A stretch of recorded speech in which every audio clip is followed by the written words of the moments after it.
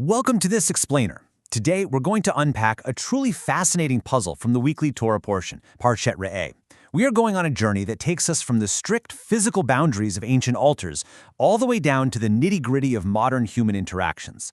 I absolutely love exploring these kinds of textual mysteries because, honestly, they reveal just how incredibly layered and relevant these ancient teachings still are for us today. Okay, let's dive right into the text.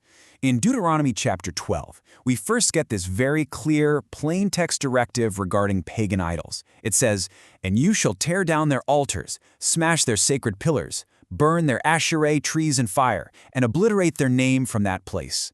But then, immediately following that super intense directive, we get the very next verse, "You shall not do so to the Lord your God." Which leads us to the incredibly obvious question posed by our source material today. Why in the world would you need to state the absolute obvious right after a command to smash and burn foreign idols? As the author points out, sure, there are plenty of places in the Torah where the whole point is just establishing the relationship and repeating what needs to be done. But this? Telling the Israelites not to smash God's altars right after telling them to smash pagan ones? It just seems completely unnecessary. So, to solve this mystery, here's our roadmap. We are going to go step by step. First, Torah interpretation. Second, what the Talmud brings to the table. Third, we'll look at what the Tanya says. Fourth, the Mei HaShiloach on prayer. And finally, we'll explain how all of this beautifully connects together. Let's start with Section 1, Torah Interpretation.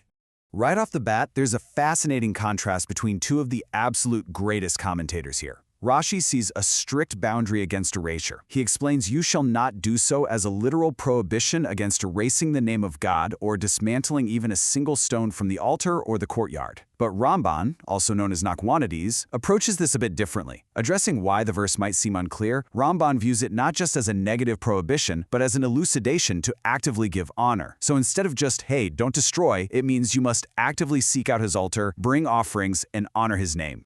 And there are strict geographical boundaries to these rules too. The source neutrally notes that the technicalities of the commandment to destroy altars actually apply specifically within the land of Israel, not everywhere.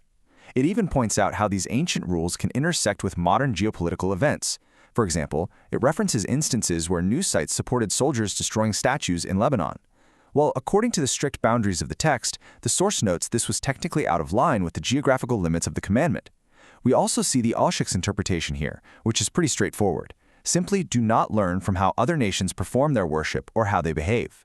So what's the crucial point here? It's all about grounding Judaism's multidimensional faith in physical reality.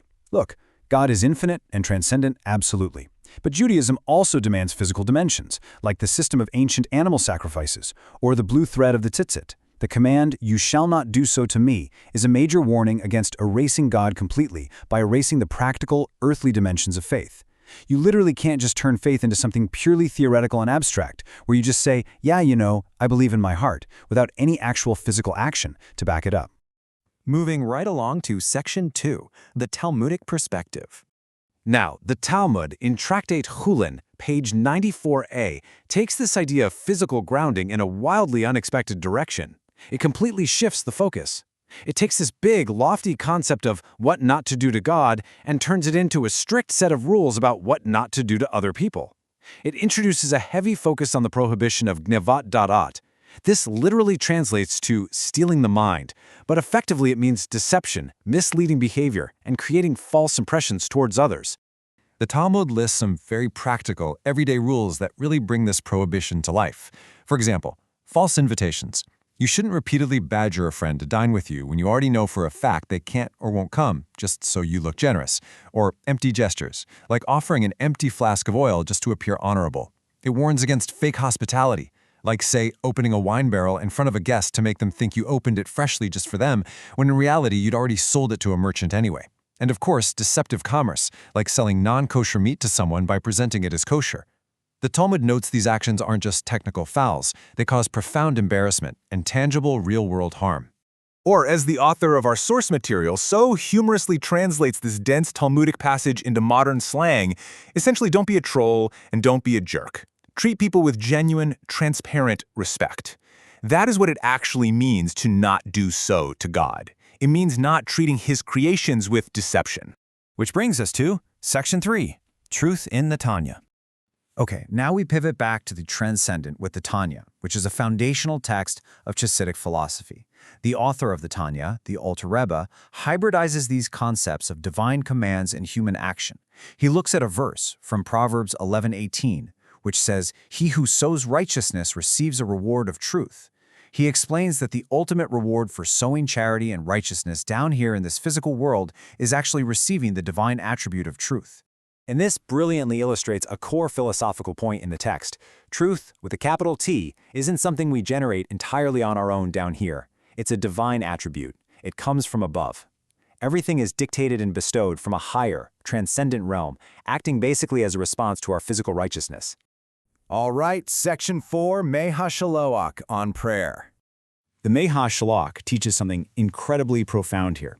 He says that when a person wishes to pray, they shouldn't just rattle off a personal wish list. First, they should actively direct their heart toward the Holy of Holies to see if what they actually want to pray for aligns with the will of God. It's like an internal check, an examination of the above from the below. And the beautiful takeaway he provides is this. If a person does this and then finds that their heart is filled with prayer and the flow of words just comes naturally to their lips, they'll understand that this very prayer was actually initiated by God. The inspiration literally came from above. And finally, Section 5, how it all connects.